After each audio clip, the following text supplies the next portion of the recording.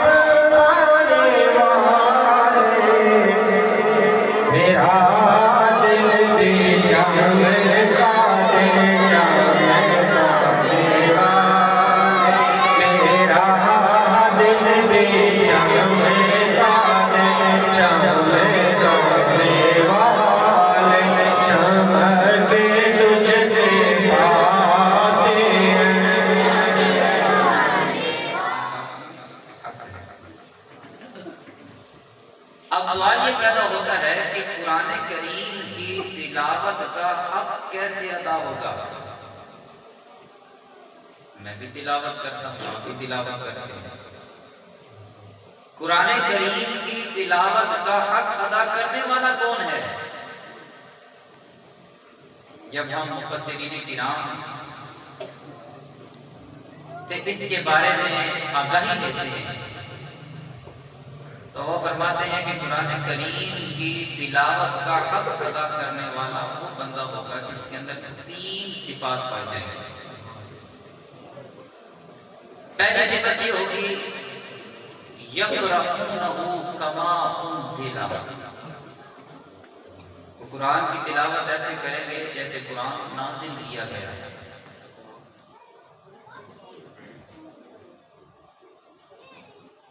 دوسری کوالٹی ان کے اندر یہ ہوگی التدبر فی معنیٰ،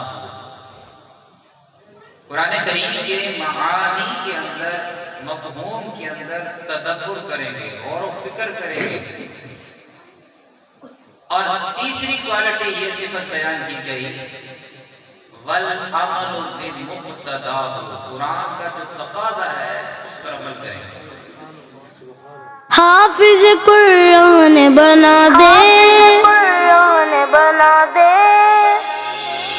اللہ مجھے حافظ قرآن بنا دے، قرآن کے احکام پہ بھی مجھ کو چلا دے، اللہ مجھے حافظ قرآن بنا دے، اللہ مجھے حافظ قرآن بنا دے، قرآن کے احکام پہ بھی مجھ کو چلا دے، قرآن کے احکام پہ بھی مجھ کو چلا دے۔ ہو جایا کرے یاد سبق جلد الہی، ہو جایا کرے یاد سبق جلد الہی، مولا تو میرا حافظ مضبوط بنا دے، مولا تو میرا حافظ مضبوط بنا دے، قرآن کے احکام پہ بھی مجھ کو چلا دے، اللہ مجھے حافظ قرآن بنا دے، قرآن کے احکام پہ بھی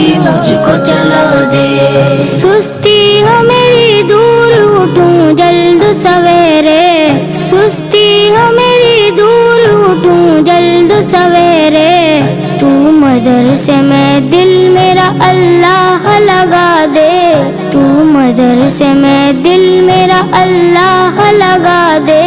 قرآن کے احکام پہ بھی مجھ کو چلا دے، اللہ مجھے حافظ قرآن بنا دے، قرآن کے احکام پہ بھی مجھ کو چلا دے، وہ مدرسے کا مجھ سے نہ نقصان کبھی بھی، ہو مدرسے کا مجھ سے نہ نقصان کبھی بھی، اللہ یہاں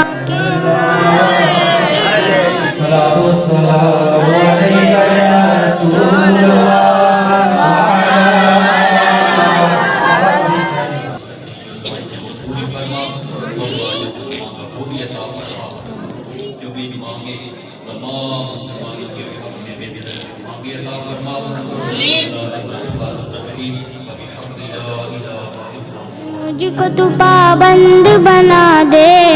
اوقات کا بھی مجھ کو تو پابند بنا دے، قرآن کے احکام پہ بھی مجھ کو چلا دے، اللہ مجھے